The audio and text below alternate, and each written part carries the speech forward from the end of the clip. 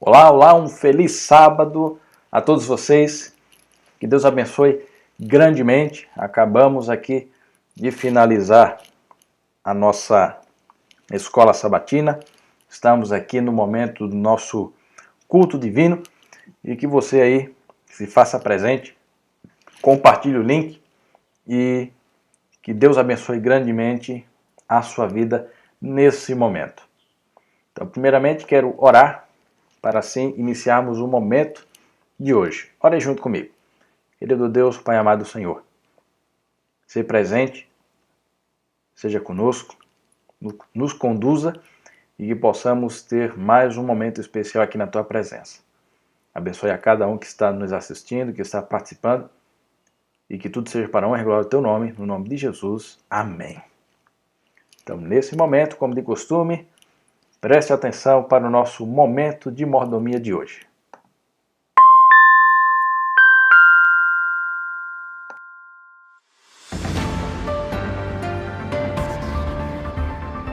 Existe uma coisa que quase pode ser considerada tão importante quanto o dízimo e o pacto: o envelope.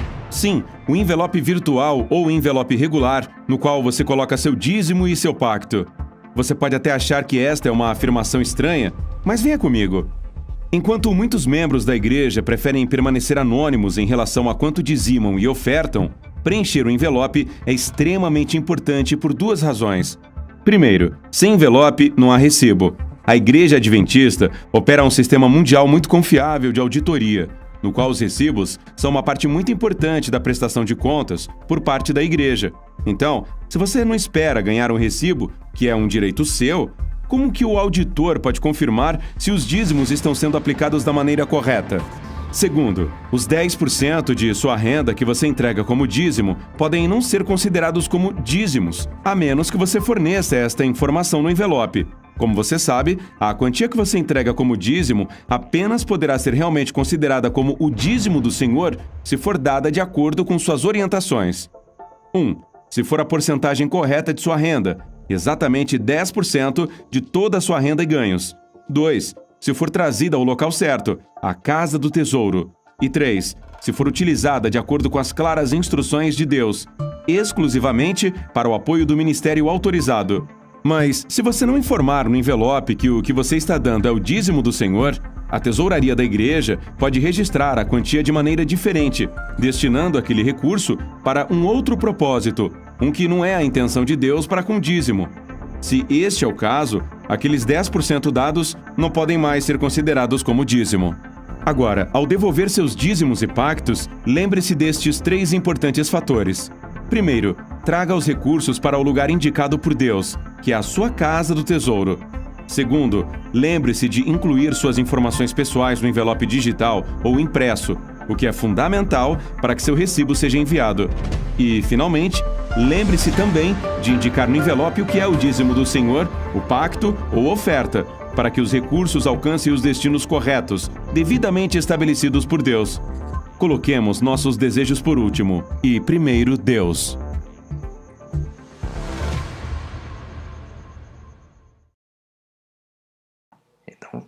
Então veja aí como é importante, né, identificar corretamente quando você vai adorar a Deus por meio do seu dízimo, da sua oferta. Claro, hoje, no momento em que nós nos encontramos, a grande parte desse processo é eletrônico. Então você pode entrar em contato aí, usar, né, o aplicativo ServeMe, ou então diretamente na internet, serveme.app, e ali você localiza a igreja, nesse caso a igreja do Cambuci, e faz a sua adoração, a sua oferta, tudo por meio digital, tudo por meio de forma eletrônica. Mas se por acaso você mora aqui ao redor da igreja do Cambuci, próximo, sábado que vem nós vamos ter um evento muito especial, né? Fique atento nas nossas redes sociais, porque logo logo você será informado. Mas próximo sábado, sábado dia 8, é o dia especial da ASA, né, Ação Solidária Adventista, e nós teremos uma programação muito especial que será transmitida diretamente da nossa igreja. E durante esse período, até às 1h da tarde, você terá a opção de vir até nossa igreja no momento do culto. Claro, não será permitido que você entre, né, porque estaremos fazendo a transmissão, mas ali na porta da igreja você pode vir para trazer suas doações, tanto de alimento quanto de roupas, mas também o momento para você adorar, trazendo o seu dízimo e a sua oferta no horário do culto pela manhã. Então, fique atento, porque será uma programação muito especial e você é nosso convidado para participar por meio das transmissões nas nossas redes, ou então se você mora aqui próximo à região do Cambuci, você pode vir nesse horário, a partir das 9 horas da manhã até as 1 hora da tarde, para trazer a sua doação e também trazer o seu dízimo, a sua oferta. Claro, com toda a segurança, com todo o procedimento, máscara, álcool em gel. E assim, para aqueles que vierem trazer o seu dízimo, a sua oferta e também a sua doação, o que vai acontecer? Vocês vão ganhar uma lembrança do Dia da Asa, né? Vão ganhar uma máscara personalizada com o símbolo da nossa igreja e o símbolo da asa, como uma forma de demonstrar nossa gratidão por você estar participando.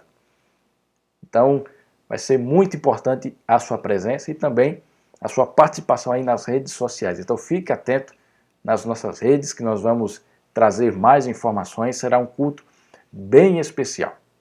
Então, que Deus esteja abençoando constantemente você. E agora é o momento em que nós chamamos as nossas crianças, dando continuidade às histórias que nós estamos aprendendo na adoração infantil. Então, crianças, prestem bastante atenção, porque agora é o momento de vocês. Olá, crianças! Chegou um momento que eu gosto muito, a adoração infantil. Vamos aprender muitas coisas sobre a Bíblia e sobre Jesus, e junto com os pais. Vamos prestar bastante atenção, ok? Hoje vamos ouvir uma história muito especial. Oba, oba! Oi, feliz sábado! Que bom que você está aí para a adoração infantil. Jacó voltou para a terra dos seus pais. Isaac estava bem velhinho e a mamãe de Jacó não existia mais. Isaac ficou muito feliz de ver o seu filho querido, o perdoou e ficou muito feliz com aquele reencontro. Jacó teve muitos filhos homens, uma família muito grande. Quantos filhos homens será que Jacó teve? Vamos contar comigo? Cada par de sapato representa um filho homem de Jacó. Então nós vamos contar juntos. Os adultos também podem nos ajudar. Vamos lá? 1, 2, 3, 4, 5, 6, 7, 8, 9, 10, 11, 12 filhos homens, que família grande! Um desses filhos, na época agora da nossa história, era José. Ele era um filho adolescente, mas que filho obediente que José era. Jacó ensinava sobre Deus para todos os seus filhos, mas a maioria deles não queria seguir muitos conselhos do pai, não. Mas José era diferente. Jacó amava muito a José. Era o seu filho preferido. Então Jacó deu um presente para José. Olha, uma capa linda, colorida, digna de um príncipe. Como José ficou feliz com aquela capa, usava o tempo todo. E os irmãos? Os irmãos ficaram muito zangados e com inveja de José. José, ele teve alguns sonhos também diferentes. Certa vez, José sonhou com feixes de trigo, olhem só. 11 feixes de trigo se encurvavam diante do feixe de trigo dele. Os irmãos ouviram assim e não tô entendendo não. Será que José acha que a gente vai se encurvar diante dele? Uma outra vez ele sonhou com o sol, a lua, as estrelas. O sol, a lua e as estrelas também se inclinavam perante José. Eram sonhos bem diferentes e os irmãos não gostavam daquilo. Certa vez, Jacó chamou José e pediu para ele levar comida para os seus irmãos que estavam longe, trabalhando. E José rapidamente respondeu, claro que eu vou. Ele não falou assim, ah não, tô cansado. Não, José era muito obediente. Pegou a comida e foi atrás dos seus irmãos. Quando ele estava chegando, os irmãos olharam assim de longe. Olha quem vem lá, é aquele sonhador, é agora que a gente vai dar um jeito nele. Pegaram José, arrancaram a sua capa colorida e jogaram José numa cova, num poço. Pobre José, ele não entendeu nada. Os seus próprios irmãos o tratando daquela maneira.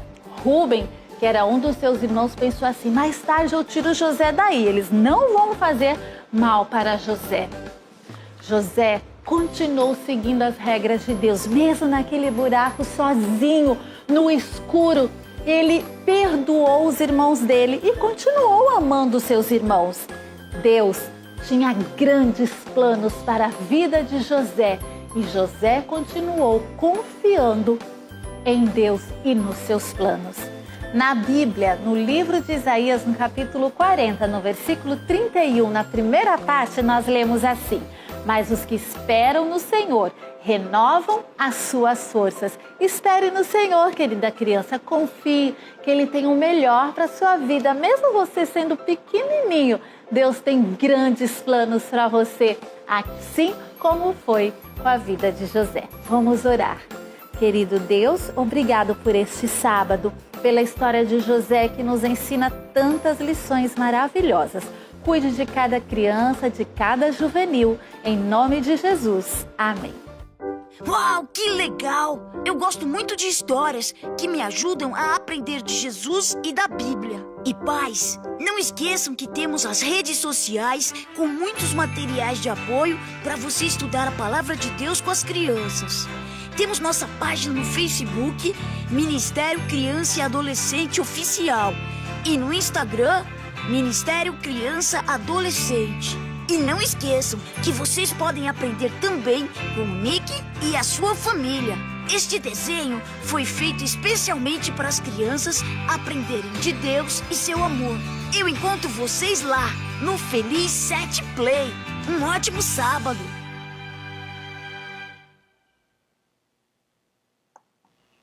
Então, possamos aprender que Deus ele tem um propósito para nós. No começo pode parecer um pouco complicado, mas espere que Deus ele tem o melhor para cada um de nós. E agora, vamos cantar alegremente a música tema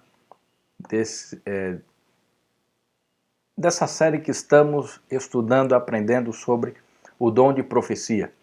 Então, cante aí juntamente comigo a música tema desses sábados que nós estamos tendo. Da minha Bíblia.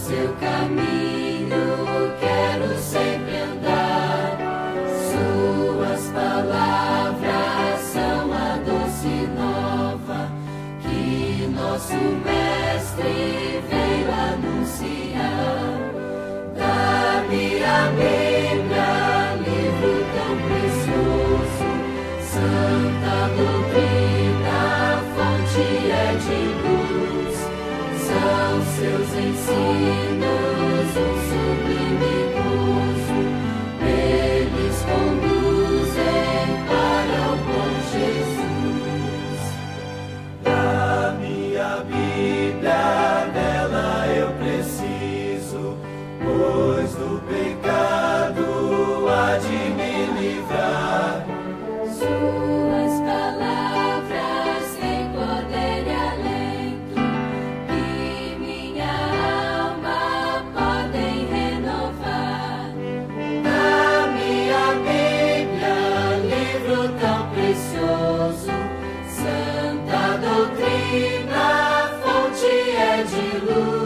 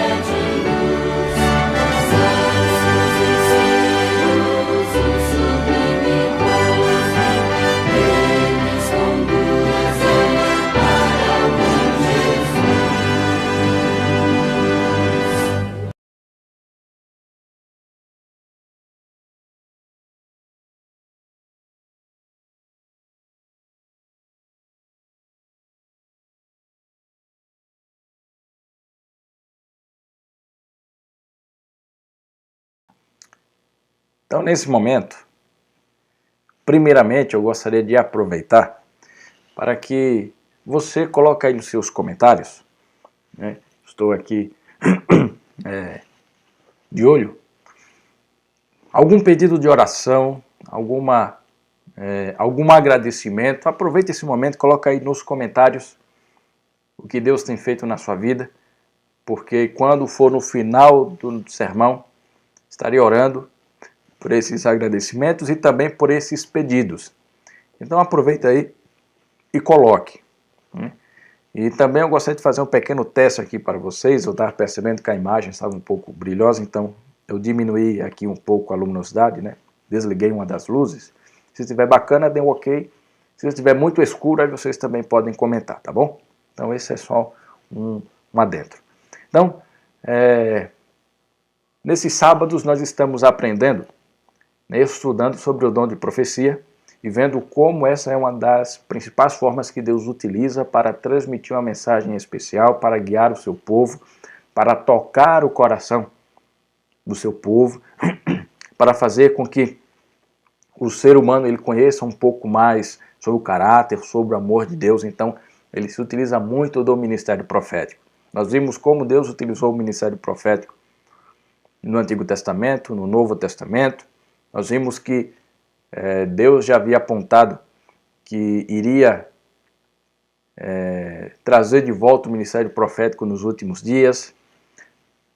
No nosso último encontro, nós vimos que Deus ele levantou profetas modernos em nosso tempo. E hoje nós vamos aprender como é que nós podemos provar os profetas. Como é que nós podemos ter a certeza de que um profeta, que se diz profeta, é um profeta verdadeiro? Como é que nós podemos ter a plena consciência de que Deus está usando aquele profeta, que a mensagem daquele profeta é confiável e que nós podemos seguir aquilo que o profeta está dizendo? Então, no sermão de hoje, nós vamos aprender um pouco sobre como nós podemos ter o olhar correto para não sermos enganados. Mas antes, quero aqui orar com vocês e pedir a bênção do Senhor para esse momento. Oremos. Querido Deus, Pai amado, agradecemos a Ti pelo carinho, pela atenção, pela forma como o Senhor conduz a nossa vida e pedimos que o Senhor nos ilumine nesse momento. Querido Deus, Pai amado, faça-se presente e que possamos aprender, compreender o que a Tua palavra tem a nos dizer e colocar em prática na nossa vida. É o que pedimos, agradecemos, no nome de Jesus. Amém. Bom, deixa eu dar um feliz sábado, né, a todos vocês, né, que foi um pouco rápido.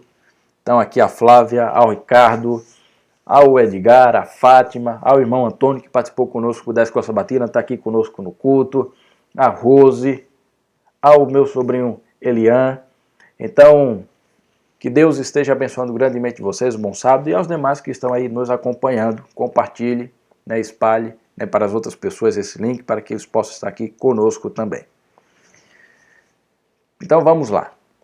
Primeira coisa que devemos entender, que devemos compreender, é que Deus ele já tinha deixado muito claro que falsos profetas iriam surgir, que iriam vir falsos mestres, falsos ensinadores, pessoas que aparentemente seriam usadas por ele, mas que na verdade não são usadas por ele.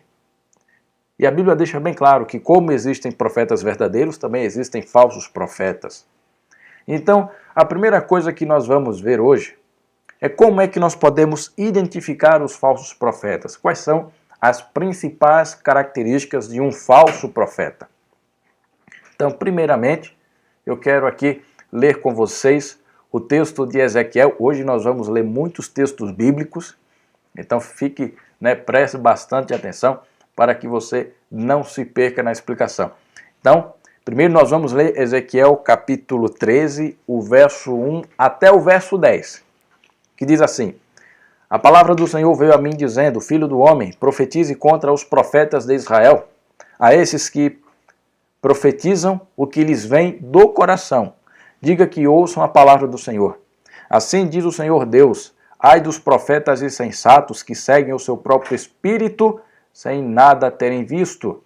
Os seus profetas, ó Israel, são como chacais entre as ruínas. Vocês não foram consertar as brechas, nem fizeram muralhas para a casa de Israel, para que ela permaneça firme na batalha do dia do Senhor. As visões que eles tiveram são falsas e as adivinhações são mentirosas. Dizem, o Senhor disse, quando o Senhor não os enviou. E ainda esperam que a palavra se cumpra. Não é fato que vocês tiveram visões falsas e anunciaram adivinhações mentirosas quando disseram, o Senhor diz, sendo que eu não disse nada? Portanto, assim diz o Senhor Deus, como vocês anunciam falsidades e têm visões mentirosas, por isso eu estou contra vocês, diz o Senhor Deus. Minha mão será contra os profetas que têm visões falsas e que adivinham mentiras. Não estarão no conselho do meu povo, não serão inscritos nos registros da casa de Israel, nem entrarão na terra de Israel. E vocês saberão que eu sou o Senhor Deus, porque andam enganando, sim, enganando o meu povo, dizendo paz quando não há paz. E quando se constrói uma parede sem argamassa, os profetas a cobrem com cal. Então vejam, o que é que Deus está dizendo aqui por meio do profeta Ezequiel? Muitos dizem que são profetas, que são mensageiros de Deus, mas não são. Estão enganando o povo do Senhor. Estão dizendo palavras falsas. Agora, com esse texto, quais são algumas dessas características que nós podemos perceber? Primeiro, os falsos profetas têm falsas visões. São visões mentirosas. Não vem de Deus. São coisas do seu próprio coração, coisas que eles mesmos imaginam. Tentam adivinhar as coisas. Então esse é o primeiro ponto. Um falso profeta, ele fala aquilo que não vem de Deus. Ele fala que é da cabeça dele, que vem dele mesmo. E por meio de adivinhações tentam prever o que vai acontecer. Segundo ponto, não é Deus quem os envia. Terceiro ponto, o principal propósito deles não é edificar, mas é enganar. E quarto ponto, Deus está contra eles. No momento certo, Deus se levantará para que eles recebam a sua recompensa por causa dos enganos que eles fazem. Agora, quando nós vamos no Novo Testamento, que outras instruções nós podemos ter com relação aos falsos profetas? Veja, Atos capítulo 20, o verso 29 até o verso 31, Paulo diz uma advertência. Eu sei que depois da minha partida aparecerão no meio de vocês lobos vorazes que não pouparão rebanho, e que até mesmo entre vocês se levantarão homens falando coisas pervertidas para arrastar os discípulos atrás de si. Portanto, vigiem, lembrando que durante 3 anos, noite e dia, não cessei de admoestar com lágrimas cada um de vocês.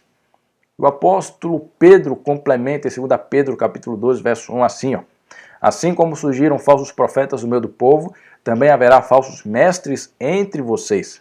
Eles introduzirão heresias destruidoras, chegando a renegar o soberano Senhor que os resgatou, trazendo sobre si mesmos repentina destruição.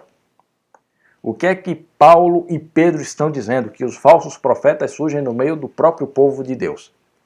Isso é algo muito triste de se dizer. Não é algo que traz prazer. Pessoas que primeiramente foram iluminadas por Deus, mas que agora está fazendo um trabalho reverso.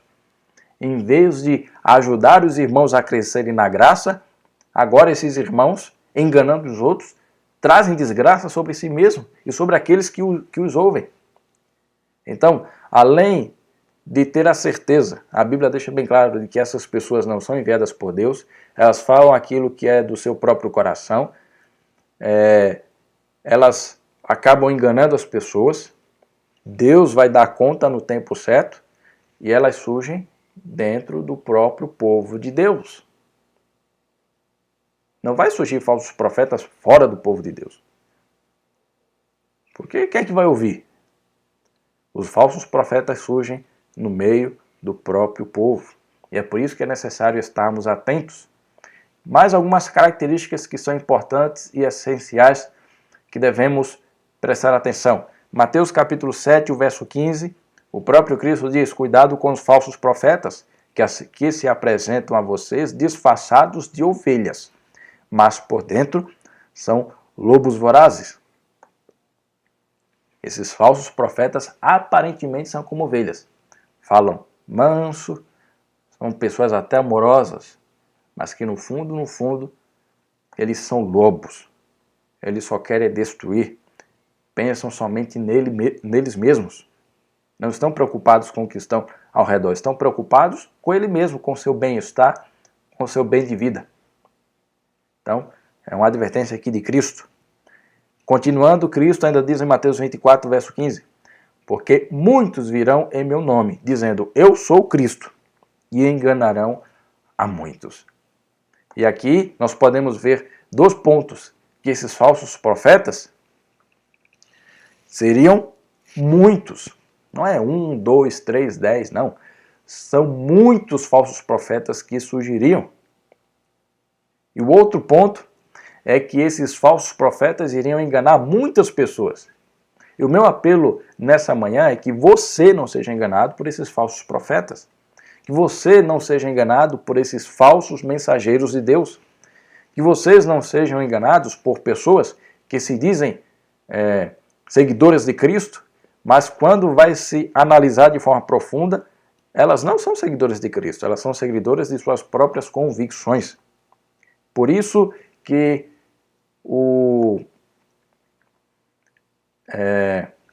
Jesus, ainda complementa dizendo o seguinte, muitos falsos profetas se levantarão e enganarão a muitos, e muitos deles virão dizendo que é enviado do próprio Cristo. Então perceba, devemos estar atentos sobre essas questões.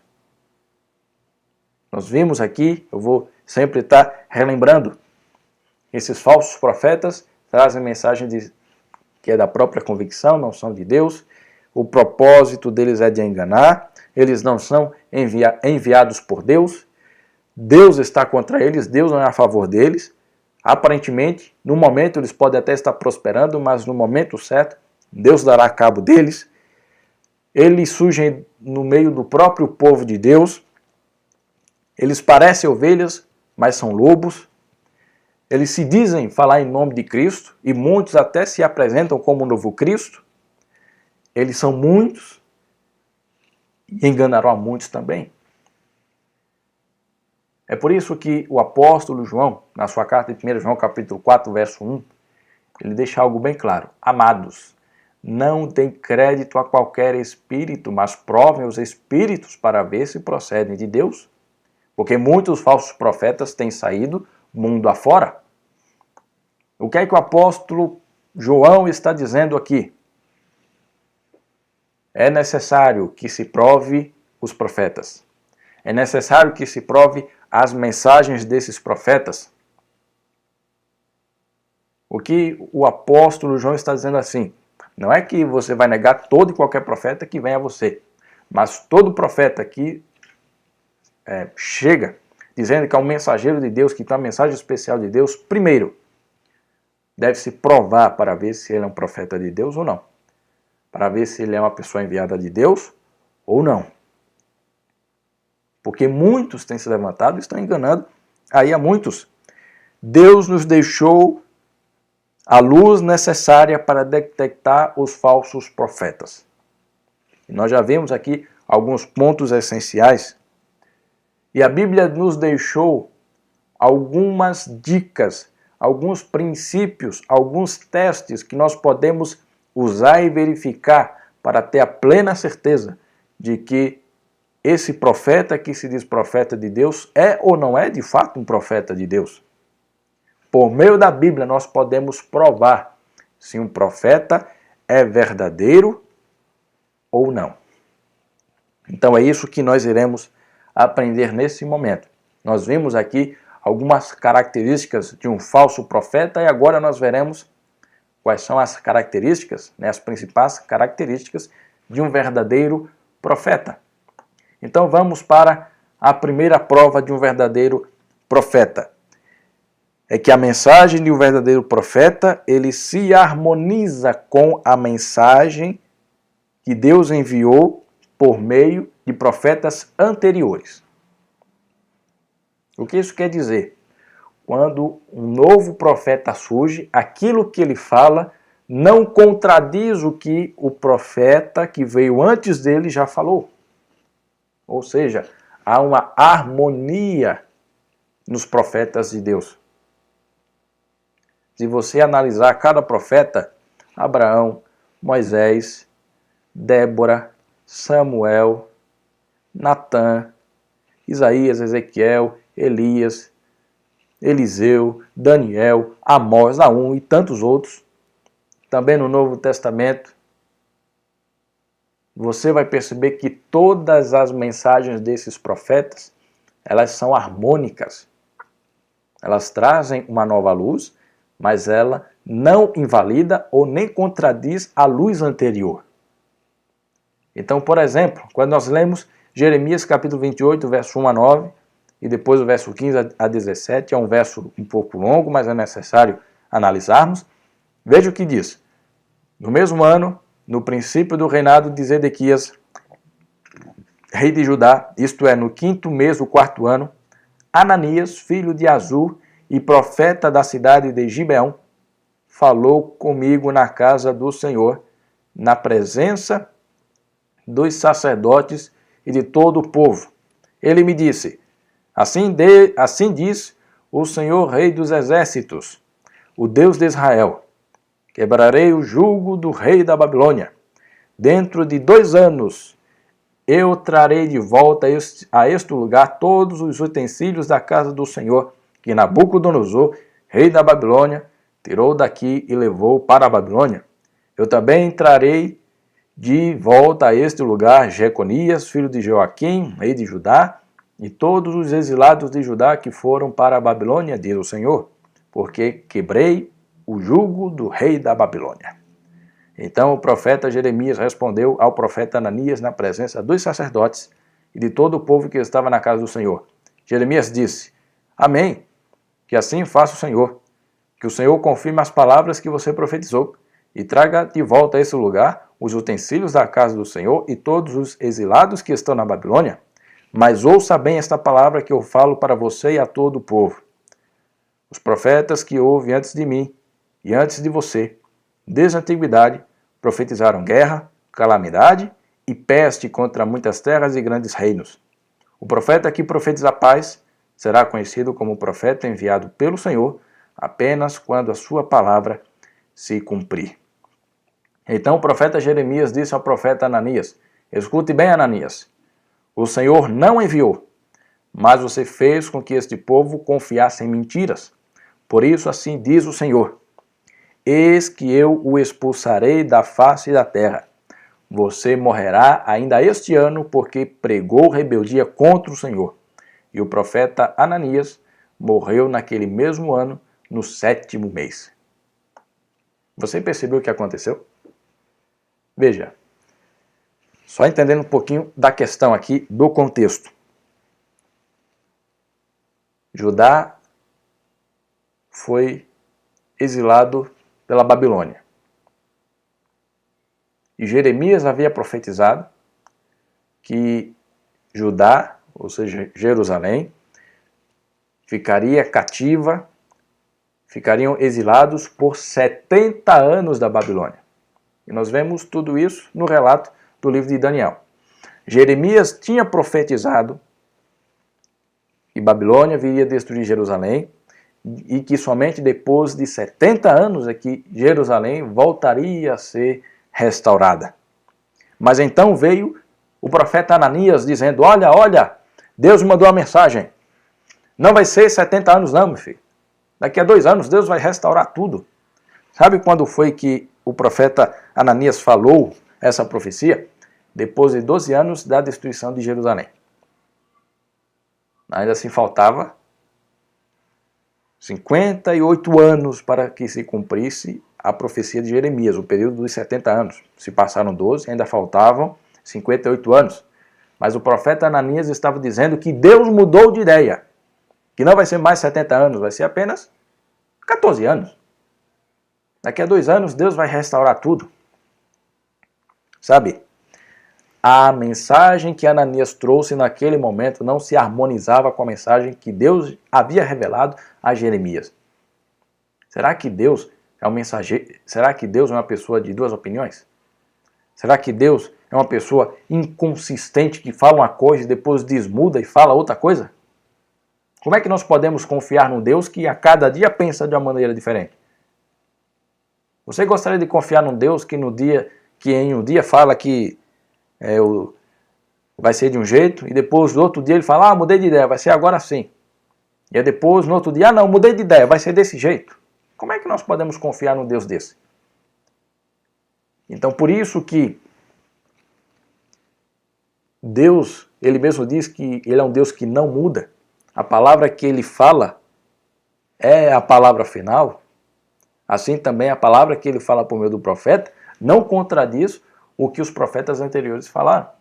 E aqui Ananias estava contradizendo o que Deus havia falado por meio de Jeremias.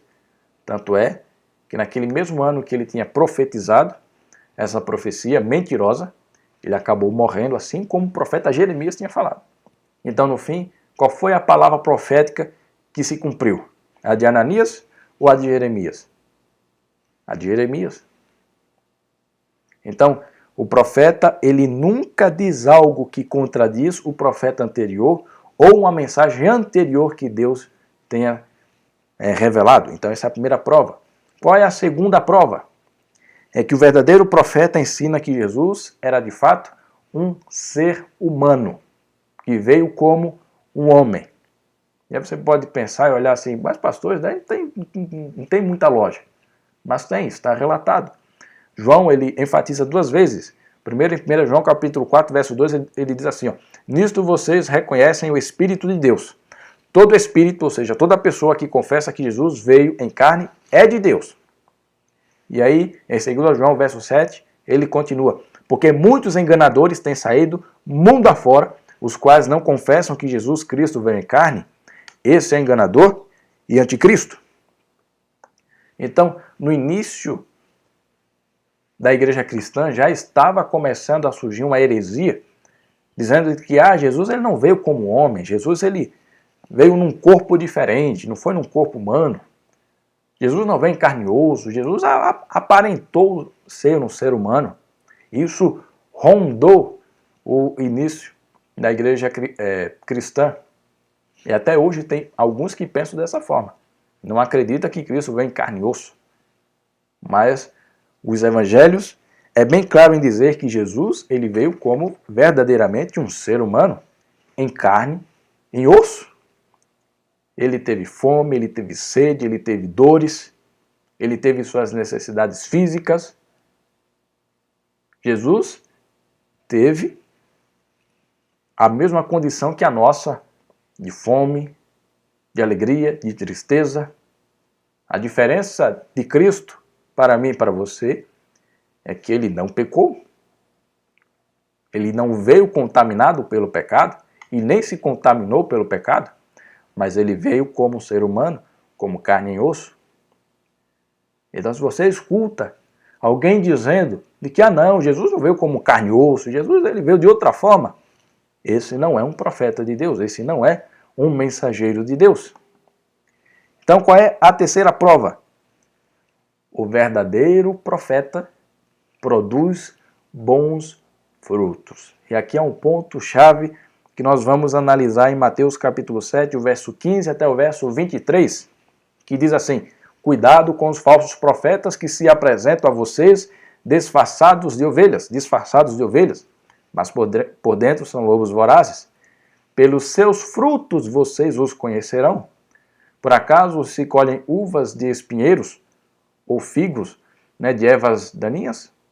Assim toda árvore boa produz bons frutos, porém a árvore má produz frutos maus. A árvore boa não pode produzir frutos maus, e a árvore má não pode produzir frutos bons.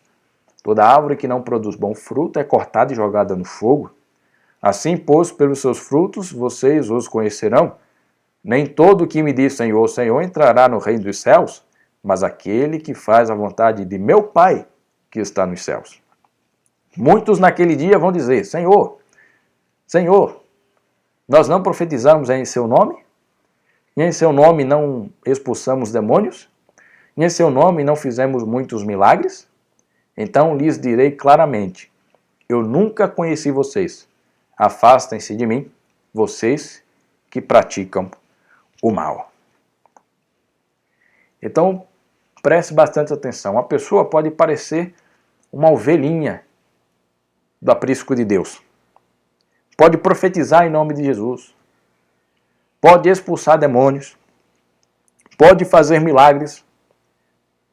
Mas a sua vida é uma vida de iniquidade. Por quê? Porque ele não faz a vontade de Deus. E como assim não faz a vontade de Deus? Não faz aquilo que está na Bíblia. Não faz aquilo que já foi revelado. Tenta anular algumas palavras do Senhor. Aquele que não faz a vontade de Deus, aquele que não produz bons frutos, ou seja, aquele que não tem uma vida que é equiparada com os princípios bíblicos, ele pode expulsar demônios, pode fazer milagres, pode fazer até descer fogo do céu. Deus não está nele. E onde é que é expressa de maneira mais clara a vontade de Deus? Os 10 mandamentos. Tem coisa maior do que os 10 mandamentos para expressar qual é a vontade de Deus para a nossa vida?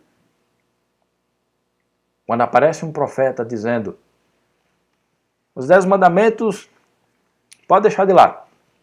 Deus mudou de ideia. Então quer dizer que nós servimos a 2 tipos de deuses? Porque muitos dizem assim, o Deus do Antigo Testamento era o Deus da lei. Mas nós seguimos o Deus da graça, do Novo Testamento. Ora, nós somos monoteístas ou somos politeístas? Nós adoramos a um Deus ou nós adoramos a vários deuses? Nós seguimos a um Deus que não muda, que é único, que é o mesmo Deus do Antigo Testamento, o mesmo Deus do Novo Testamento? Ou nós seguimos um Deus que muda de ideia como ele convém? No Antigo Testamento ele pensava de um jeito, no Novo Testamento ele pensava de outro jeito. E assim o profeta fica selecionando, ó, isso daqui pode, isso daqui não pode, isso daqui é, isso daqui não é. Como é que é isso? Pode fazer descer até fogo do céu, mas se um profeta, o seu fruto, a sua vida, o seu dia a dia, a sua mensagem, não reforça o que a palavra de Deus diz, tem que ficar com a pulga atrás da orelha. Esse não é o mensageiro verdadeiro de Deus. Então, a atividade de um verdadeiro profeta, além de fazer a vontade de Deus, mesmo sendo pecadores, mas reconheciam que deveriam buscar e fazer a vontade de Deus. Além disso, um profeta enobrece as pessoas, aproxima de Deus aqueles que são sensíveis à sua voz. Portanto, se alguém que passa nessas 3 provas, você pode aceitá-lo como profeta, como alguém enviado por Deus. Ou seja, quais são as provas? Primeiro, a sua mensagem é coerente com as mensagens dos profetas anteriores. Nesse caso, nosso tempo. Se surge um profeta agora, a mensagem dele tem que ser coerente com toda a Bíblia. Se alguma coisa que ele fala não é coerente com alguma parte da Bíblia, cuidado. Segundo, o verdadeiro profeta ensina que Jesus veio em carne e osso. E terceiro, ele produz bons frutos. O seu ministério, além de demonstrar que ele faz a vontade de Deus, transforma a vida de outras pessoas. E essa transformação que eu digo não é transformação da pessoa pobre virou rica, mas é uma transformação de caráter, uma transformação de personalidade, uma transformação de uma pessoa que estava distante de Deus, mas que agora ama estar ao lado de Deus. Mas ainda há outras provas, ainda há outras evidências que devemos pontuar aqui. Há as evidências físicas no corpo de um verdadeiro profeta. Então, que evidências físicas, que coisas acontecem no corpo de um profeta que é verdadeiro? Então, quando nós vamos para Daniel, capítulo 10, o verso 8, 9 e o verso 16, o que é que nós encontramos aqui? Daniel diz assim: assim fiquei sozinho e contemplei esta grande visão e não restou força em mim. O meu rosto mudou de cor e se desfigurou e perdi as forças. Contudo, ouvi a voz das suas palavras e ouvindo essa voz, caí sem sentido com o rosto em terra. Então, um ser semelhante aos filhos dos homens me tocou os lábios e passei a falar. Ele disse àquele que estava diante de mim: meu Senhor, essa visão me causou muita dor e eu fiquei sem força alguma. Então, o que acontece quando um profeta ele recebe verdadeiramente uma visão de Deus? Ele fica sem forças, ele enfraquece no momento da visão. A sua força se esvai. Veja o que aconteceu aqui com Daniel, ele quase desmaiou. Coisas semelhantes aconteceu com o profeta, com o apóstolo João. Se você for para João, Apocalipse capítulo 1, o verso 17, vai perceber que ele passou pela mesma experiência. Diz que quando o vi, caí aos seus pés como morto, porém ele pôs sobre mim a mão direita, dizendo: não temas. Então, fisicamente, o que acontece com o profeta quando ele recebe uma visão de Deus? Ele enfraquece, ele perde as suas forças. Mas, nesse momento que ele perde a sua força humana, Deus concede a esse profeta uma força sobre-humana. No momento que ele é enfraquecido, Deus fortalece essa pessoa. E nós podemos ver isso também por meio do profeta Daniel, no relato de Daniel, capítulo 10, o verso 18 e 19, que diz assim: então aquele ser semelhante a um homem tocou em mim outra vez e me fortaleceu. E disse: não tenha medo, homem muito amado, que a paz esteja com você. Anime-se, sim, anime-se. Enquanto ele falava comigo, fiquei fortalecido e disse: fale agora, meu Senhor, pois as suas palavras me fortaleceram. Então, você está percebendo o que acontece? Quando um profeta verdadeiro, um profeta de Deus, ele recebe uma visão de Deus, ele perde a sua força humana, ele fica fraco.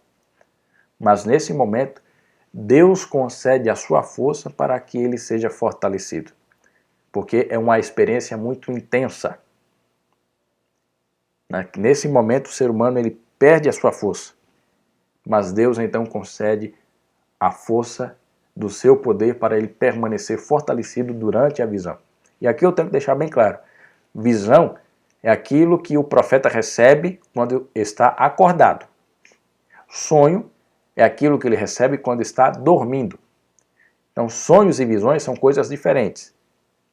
Visão acontece quando o profeta está acordado. Sonho é quando o profeta está dormindo. Então, quando o profeta está acordado no seu dia a dia e ele recebe uma visão, ele fica enfraquecido, mas ao mesmo tempo Deus concede forças a esse profeta. E no momento em que ele está em visão, há uma outra coisa que acontece com ele. Ele não respira. Ele perde o fôlego. Isso também aconteceu com o profeta Daniel. Daniel, capítulo 10, verso 17, diz assim: como pode esse seu servo falar com meu Senhor? Porque quanto a mim, não me resta mais nenhuma força e quase não posso respirar. Daniel, quando teve a visão, ele ficou quase sem respiração, ele ficou sem fôlego. Então assim também acontece com um profeta de Deus. Quando ele está em visão, ele perde o seu fôlego, ele não respira. Ele permanece vivo por causa da força sobre-humana de Deus. E um quarto elemento que acontece com o profeta verdadeiro é que quando ele recebe a visão, ele fica em estado de êxtase com o olho aberto. Enquanto ele está em visão, ele está com o olhar aberto. Sabe, não tem aquele momento quando, às vezes, você está conversando com alguém e essa pessoa que está do seu lado parece que está viajando na maionese. Você já teve essa sensação? Você está conversando com alguém e aquela pessoa está assim, ó. Parece que está em outro mundo, tá pensando em outra coisa. Né? Aí você conversando e a pessoa fica assim. Aí do nada, perdão, estava pensando em outra coisa assim. Esse é o êxtase que o profeta passa. No momento que ele entra em visão, ele pede sua força, Deus restabelece essa força, ele não respira, mas ele fica em um estado de êxtase da seguinte forma, ele fica com os olhos abertos. Mas ele está vendo uma outra coisa que quem está ao redor não enxerga. Então quando o profeta recebe a visão, ele não fica se debatendo, ele não fica mexendo a cabeça, ele não fica pulando, ele não fica fazendo... Não. Ele fica meio que paralisado, enxergando a visão, mas com os olhos abertos. E como é que nós podemos ter essa certeza? Veja, em Números 24, verso 15 e 16, olha o que aconteceu com Balaão. Então Balaão proferiu a sua palavra e disse, palavra de Balaão, filho de Beor, palavra do homem de olhos abertos, palavra daquele que ouve os ditos de Deus e tem o conhecimento do Altíssimo, daquele que tem a visão do Todo-Poderoso e prostra-se, porém, de olhos abertos. Está percebendo o que aconteceu aqui com Balaão?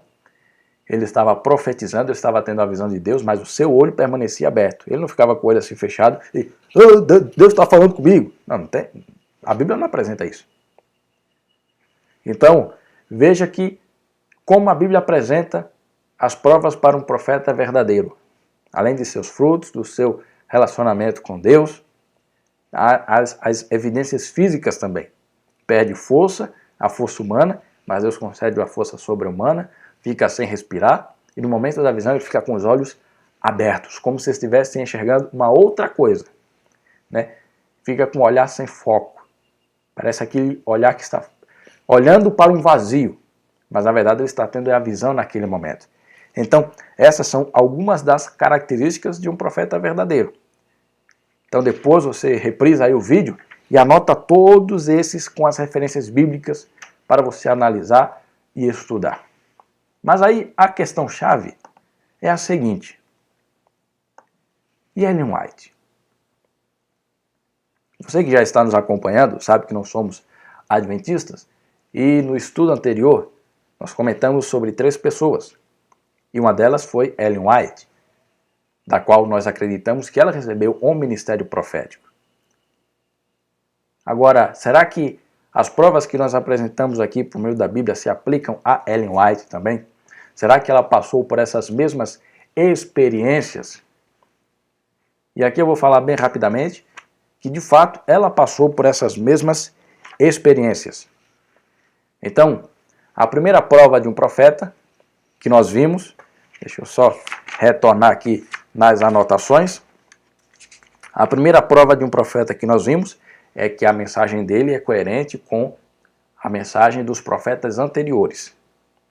Então, nesse caso, será que as mensagens de Ellen White são coerentes com a mensagem da Bíblia? Será que ela traz alguma nova luz? Assim, será que ela se coloca em uma posição maior do que a Bíblia? Veja o que ela diz. Tomo a Bíblia tal como ela é, como a palavra inspirada. Creio nas declarações de uma Bíblia inteira. Essas são algumas declarações de Ellen White. Outra declaração. Irmãos, apegai-vos à Bíblia, tal como ela reza, parai com vossas críticas relativamente à sua validade e obedecei à palavra, e nenhum de vós se perderá. Está percebendo o que ela está dizendo? Ellen White, em seu ministério, ela nunca negligenciou a palavra de Deus. Pelo contrário, ela sempre exaltava a palavra de Deus. E aqui, como eu estou demonstrando, ela sempre falava o seguinte. Estude a palavra. Olhe a palavra. Ela é válida. Olhe a palavra de maneira íntegra. E uma outra declaração que é muito interessante, que diz o seguinte. Os testemunhos do Espírito de Deus são dados para dirigir os homens à sua palavra que tem sido negligenciada. Em nenhum momento, Ellen White assume a prerrogativa de que os seus escritos são uma substituição à palavra de Deus, como muitos acreditam.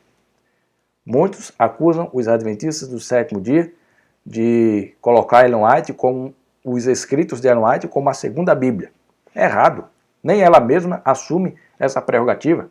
Ela diz o seguinte, que os seus escritos, que ela chama de testemunhos, elas servem para guiar as pessoas a olhar a Bíblia novamente.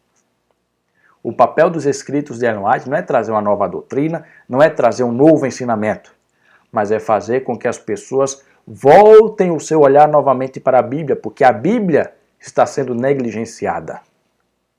A Bíblia está sendo deixada de lado. Então Deus levantou Ellen White, ela mesma está dizendo isso, para que as pessoas voltassem, por meio do seu ministério profético, a olhar novamente a palavra de Deus. Então, nenhum dos seus escritos contradiz aquilo que os profetas anteriores já falaram. Pelo contrário, ela reforça a mensagem bíblica. Então, se alguém chegar dizendo a você, Ellen White é uma segunda Bíblia para vocês. Não. Ellen White é apenas um guia para reforçar aquilo que a Bíblia já diz. Então, ela passa no primeiro teste. O segundo teste é com relação a declarar que Jesus veio de forma corpórea. Veja o que ela diz. A humanidade do Filho de Deus é tudo para nós. É a corrente áurea que nos liga à alma de Cristo e por meio de Cristo a Deus. Isso devemos estudar. Cristo era um homem real. Outra declaração. Cristo não deu a entender que assumiria a natureza humana. Em verdade, assumiu-a. Em realidade, possuiu a natureza humana. E visto como os filhos participam da carne e do sangue, também ele participou das mesmas coisas. Era filho de Maria, pertencia à semente de Davi, segundo a linhagem humana. Então Ellen White também passa na segunda prova. Em seus escritos, ela sempre declarou que Cristo veio como homem, em carne e em osso. Agora, a terceira prova. E os frutos de Ellen White? A terceira prova é aquilo que Cristo diz, né? Pelos seus frutos os conhecereis. Veja, durante todo o seu ministério profético, Ellen White, né, os relatos demonstram que ela teve a aprovação moral daqueles com quem ela convivia, irmãos, familiares e comunidade.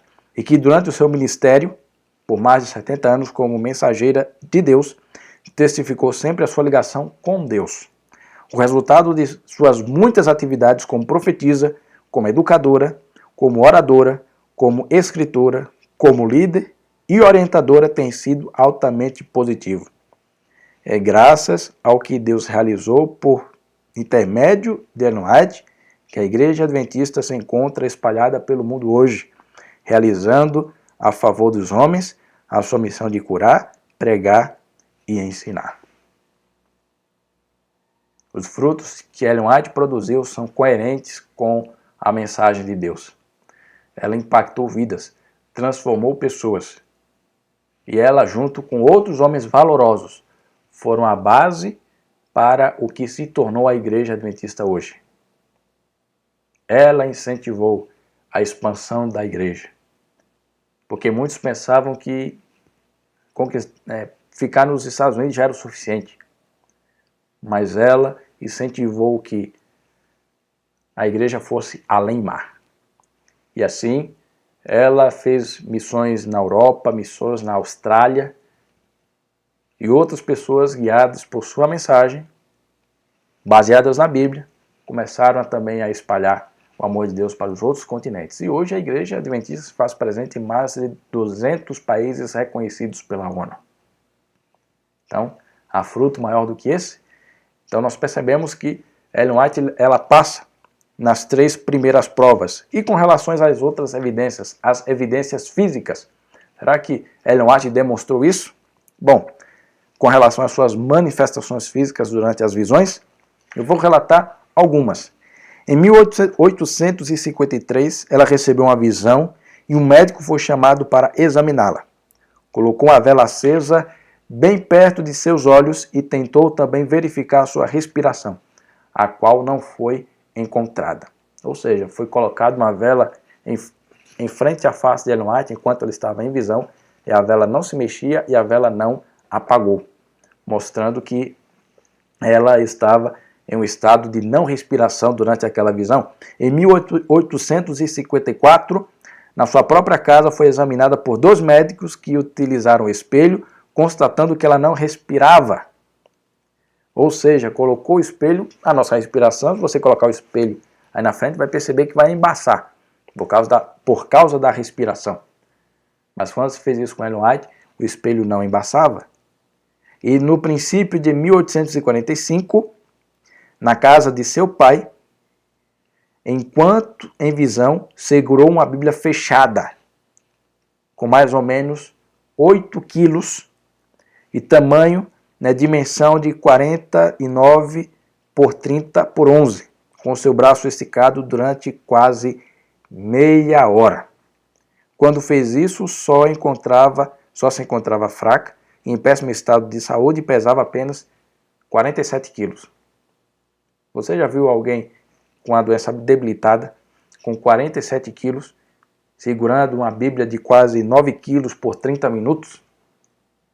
Você já fez um teste? Faça um teste. Pegue um tijolo e veja quanto tempo você consegue segurar o tijolo com o braço esticado.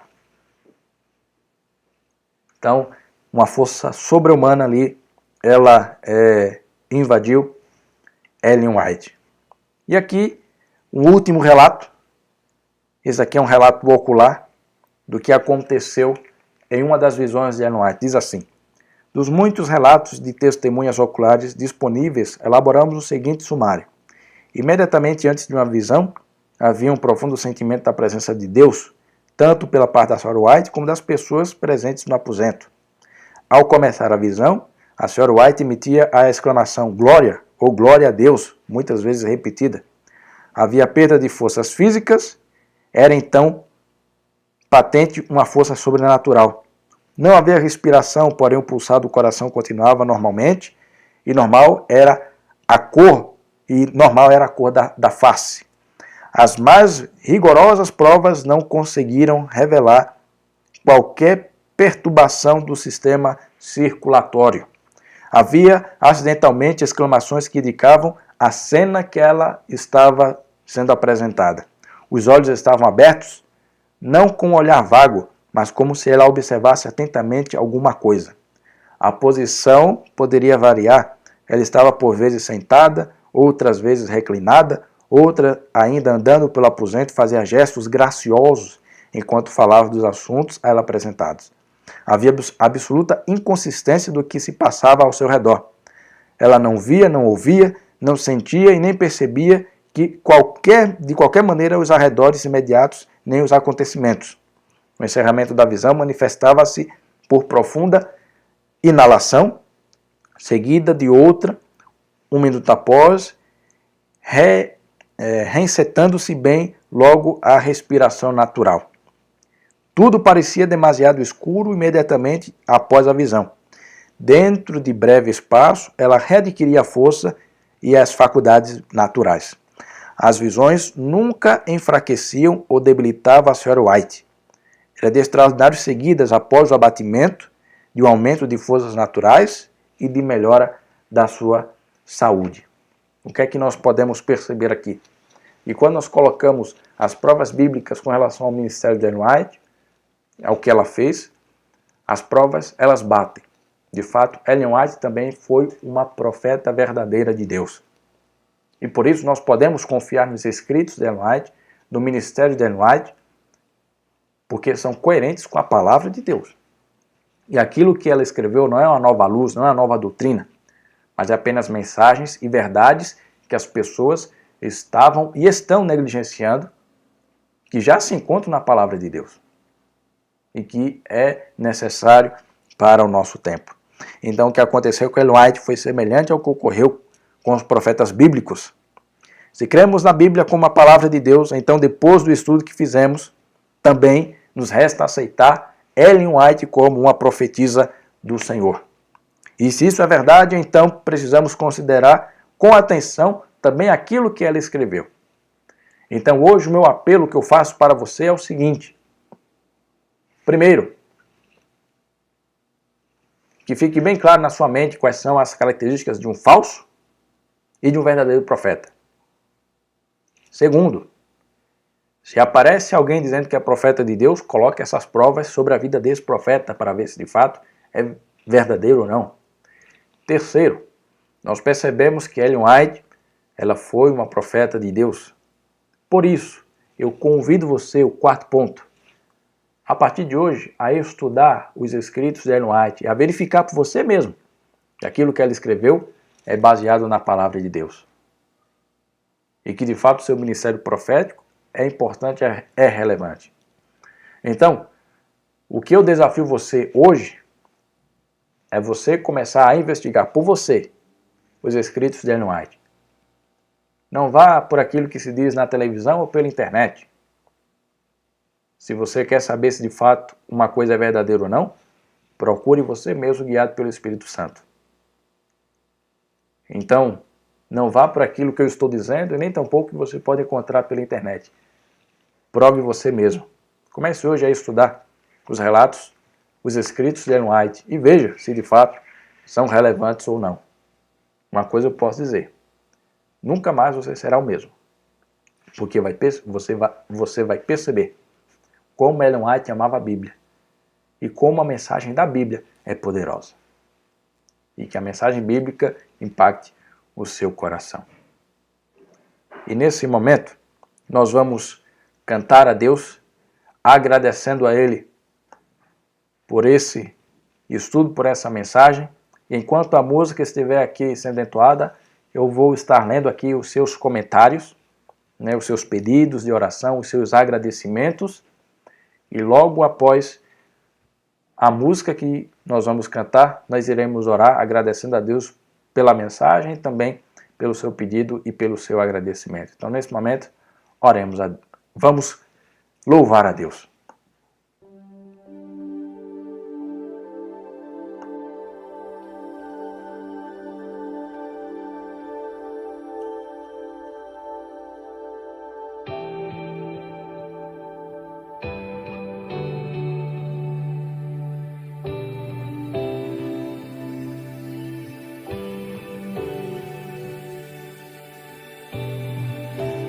Nosso Deus eterno, o grande Criador, poderoso,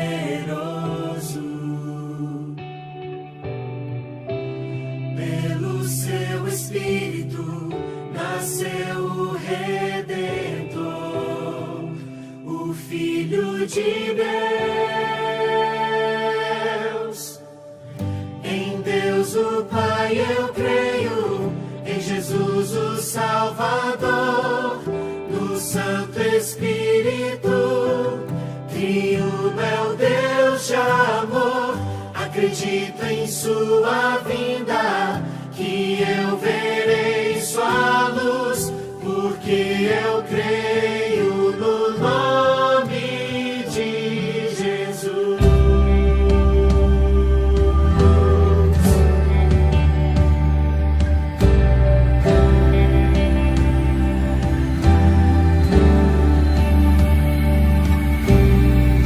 Morreu por meus pecados, sofreu naquela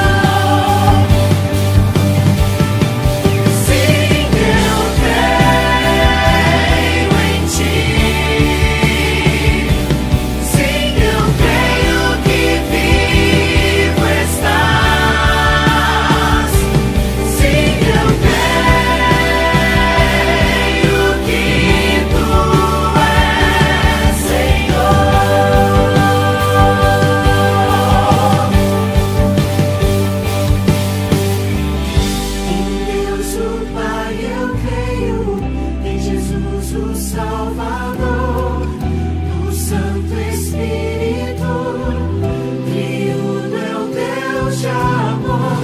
Acredito em sua vida, que eu verei sua luz, porque eu creio no nome de Jesus. Em Deus o Pai eu creio, em Jesus o Salvador, no Santo Espírito, crio meu Deus de amor. Acredito em sua vida, que eu verei sua luz, porque eu creio no nome de Jesus, porque eu creio no nome de Jesus, porque eu creio no nome de Jesus.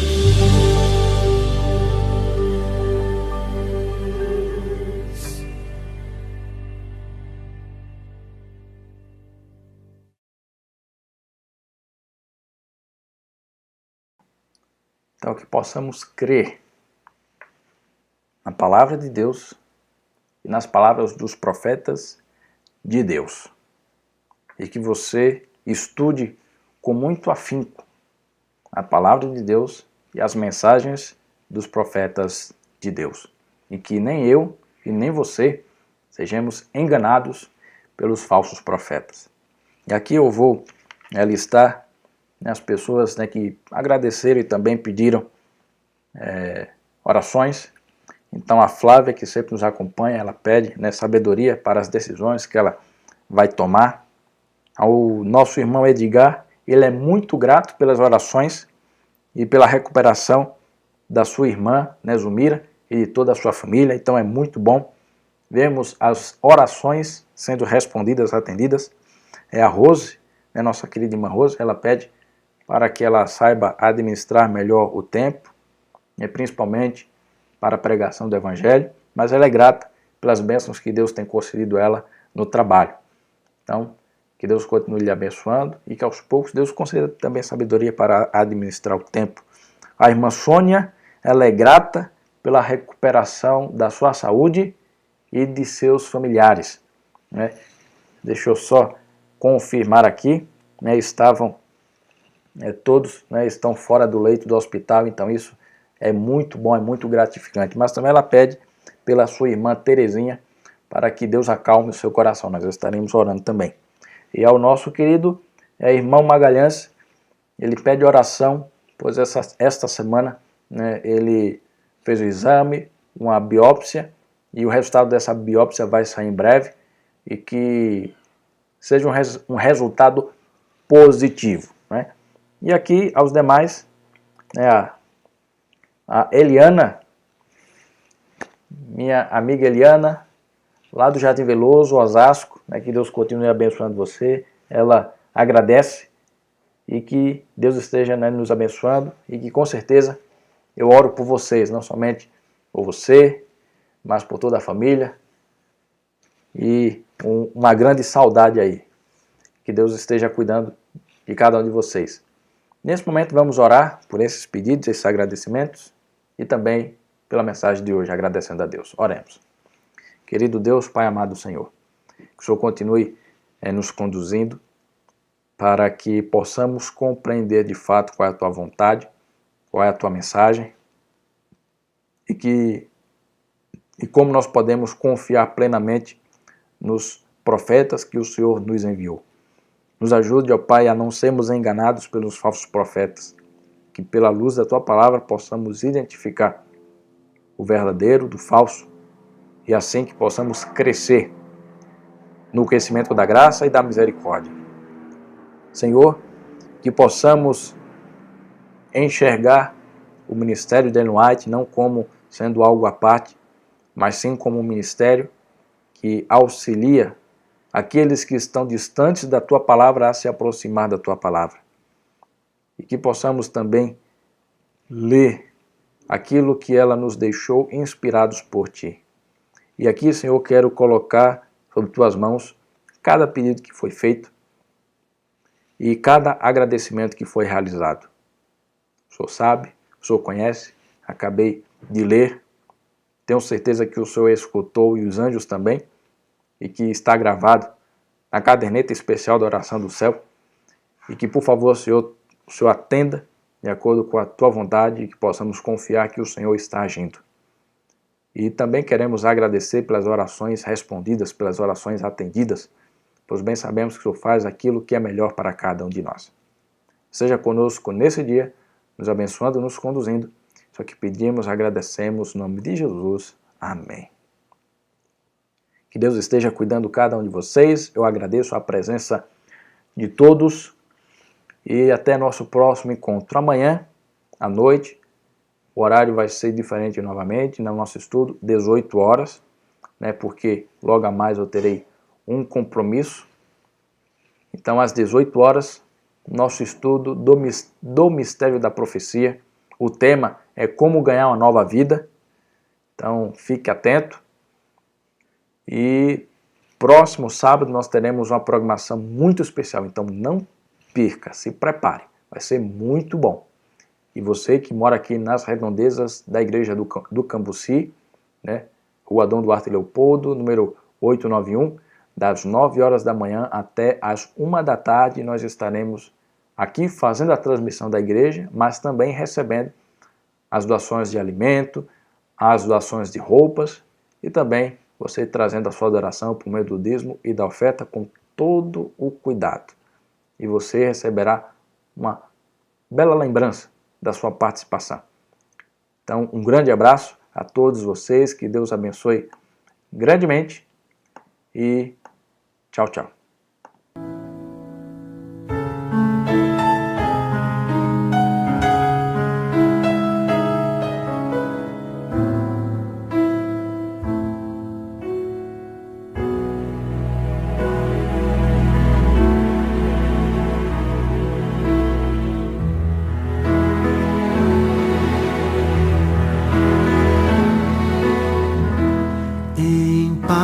Eu vou ouvir a voz de Deus, em paz eu vou, estou feliz, achei abrigo em sua casa. Estou com meu Jesus.